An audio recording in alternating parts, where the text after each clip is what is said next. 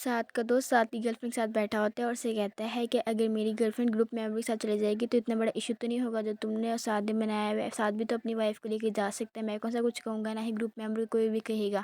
تبھی باقی group member کہتے ہیں کہ ہمیں بھی کوئی ایشو نہیں ہے، یہ اپنی گرل فرینڈ کو اپنے ساتھ لے کے جا سکتا ہے. پھر سعد کو اتنا ایشو کیوں ہے؟ سعد وہیں کھڑا ہوتا ہے. سعد کو بہت غصہ آتا ہے. سعد کی گرل فرینڈ کہتی ہے پتہ ہے نا کہ تمہیں سارا کچھ سعد نے خود ہی کیا ہے، ٹکٹ بھی وہی بک کروا رہا ہے، سارا کام اسی نے کروایا، تو سعد کی مرضی ہوگی، ہمارے گروپ کا لیڈر ہے. سعد اپنے فرینڈ کے پاس آتا ہے اور کہتا ہے کہ اگر تمہاری گرل فرینڈ ہمارے گروپ ممبر کے ساتھ جائے گی تو کوئی بھی گروپ کا تمہارے ساتھ نہیں جائے گا، تم نے اکیلا جانا ہے تو جاؤ. سعد کے غصے میں وہاں سے چلے جاتا ہے. نشا سعد کے بیڈ روم میں سوئی ہوتی ہے. سعد گھر آتے ہیں، نشا کو اپنے بیڈ روم پہ سویا دیکھتے اس کو بہت غصہ آتا ہے. کہتے ہیں کہ اس کی ہمت کیسی ہوئی کہ میرے بیڈ میں سوئی، اس نے مجھ سے اتنی بدتمیزی کی، اس کے باوجود بھی میرے بیڈ پہ سو رہی. تبھی وہ نشا کو اٹھاتا ہے اور کہتا ہے کہ اٹھو. سعد نشا کو اٹھاتے ہیں، اسے کہتے ہیں کہ تمہاری ہمت کیسے ہوئی کہ تم میرے بیڈ پہ سو رہی ہو. تبھی نشا کہتی ہے کہ آنٹی. سعد کہتا ہے کہ تم نے آنٹی کو کچھ بھی بتایا نا تو مجھ سے برا کچھ نہیں ہوگا. تبھی سعد نشا کو بیڈ روم سے باہر نکال دیتا ہے اور خود بیڈ روم پہ سو جاتا ہے. نشا کہتی ہے کہ سعد کو کیا ہو گیا، انہوں نے مجھے اچانک کمرے سے باہر کیوں نکال دی ہے. میں تو اپنی مما کے بارے میں سن کے بہت پریشان ہو گئی تھی، اس لیے میں نے سعد سے کہا کہ آپ نے مجھے کیوں نہیں بتایا کہ میری مما کی طبیعت خراب ہوگی. سعد مجھے تھپڑ مارا، اب انہوں نے مجھے کمرے سے باہر نکال دیا. پتہ نہیں سعد کو کیا ہو گیا. نشا باہر لان میں سو جاتی ہے. جب صبح ہوتی ہے تو سعد کی امی نیچے آ کے دیکھتی ہے. تبھی نشا وہاں سوئی ہوتی ہے. سعد کی امی نیچے کے پاس جاتی ہے اور کہتی ہے کہ پتہ نہیں اس کو کیا ہوا، یہ کیوں باہر سوئی ہے، اس کو تو اپنے کمرے میں سونا چاہیے تھا. سعد تو کمرے میں ہی لیٹا ہوا ہے، تو یہ یہاں پہ کیوں لیٹی ہوئی ہے.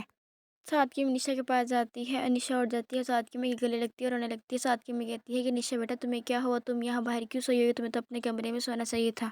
نشا رو رہی ہوتی ہے اور کہتی ہے کہ آنٹی رات کو میں کمرے میں سوئی ہوئی تھی، اچانک سے سعد آیا. سعد کو بہت غصہ آیا ہوا تھا، انہوں نے مجھے کمرے سے باہر نکال دیا. انہوں نے مجھے یہ بھی کہا تھا کہ تم نے آنٹی کو نہیں بتانا. نشا کہتی ہے کہ میں اپنے بھائی علیان کو سب کچھ بتاؤں گی کہ سعد نے مجھے تھپڑ مارا اور پھر اس نے مجھے کمرے سے باہر نکالے. سعد کی امی کہتی ہے بیٹا تم نے ایسا کچھ نہیں کرنا، میں خود علیان کو فون کرتی ہوں، اسے بات کرتی ہوں، لیکن تم مجھے پرومس کرو تم نے علیان کو کچھ نہیں بتانا. نشا کہتی ہے بس آپ پوچھ لیں کہ میری ماں کی طبیعت ٹھیک ہے کہ نہیں. اس کی ماما کہتی ہے اچھا ٹھیک ہے میں پوچھتی ہوں. سعد کی امی علیان کو فون کرتی ہوئی کہتی ہے کہ بیٹا آمنہ کی طبیعت ٹھیک ہے نا.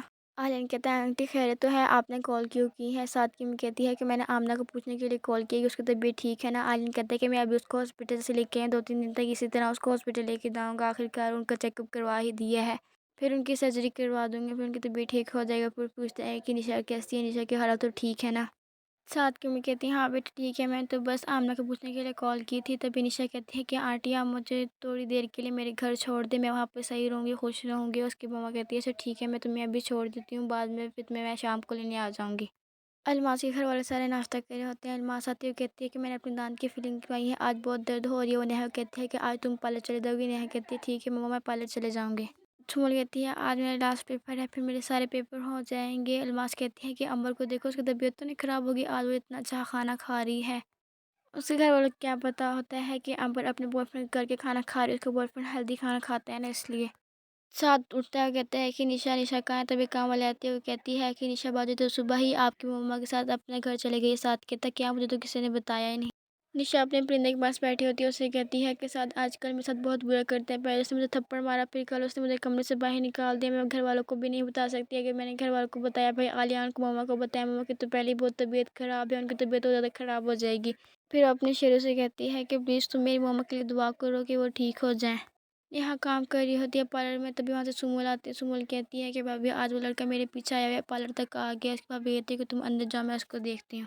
نیہا اس لڑکے کے پاس آتے ہوئے کہتی ہے کہ تمہیں شرم تو نہیں آتی. لڑکا کہتا ہے کہ آپ میرے بارے میں بہت برا سوچ رہے ہیں، ایسی کوئی بات نہیں ہے. نیہا سے پوچھتی ہے کہ تمہارے گھر میں کتنی فیملی ہے مجھے بتاؤ. نیلم یہ سب باتیں وہاں کھڑی سن رہی ہوتی ہیں. وہ سے کہتا ہے کہ میرے گھر میں 2 بہنیں، ایک بابا اور ایک مما ہے. تو نیہا سے کہتی ہے کہ تمہیں شرم نہیں آتی، اس کے باوجود تم ایک لڑکے کا پیچھا کرتے ہو. وہ کہتا ہے کہ ایسی کوئی بات نہیں، میں سے محبت کرتا ہوں، میں سے شادی کرنا چاہتا ہوں. نیہا کہتی تو اچھے انسانوں کی طرح تم ایک جاب لو، پھر گھر میں آؤ، گھر میں آ کے اس کا رشتہ مانگو. نیلم وہاں کھڑی اس لڑکی کی اور نیہا کی دونوں کی ویڈیو بنا رہی ہوتی ہے.